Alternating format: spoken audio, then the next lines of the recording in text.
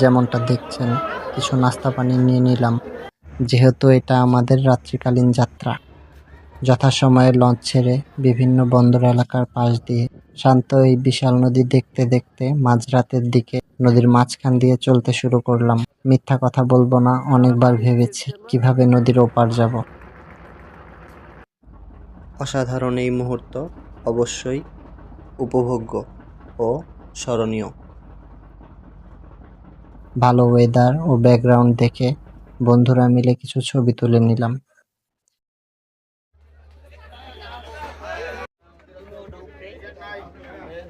ভোর হতে হতে চমৎকার একটি জার্নি শেষ করলাম এবং নিজেদের মালামাল বুঝে নিলাম।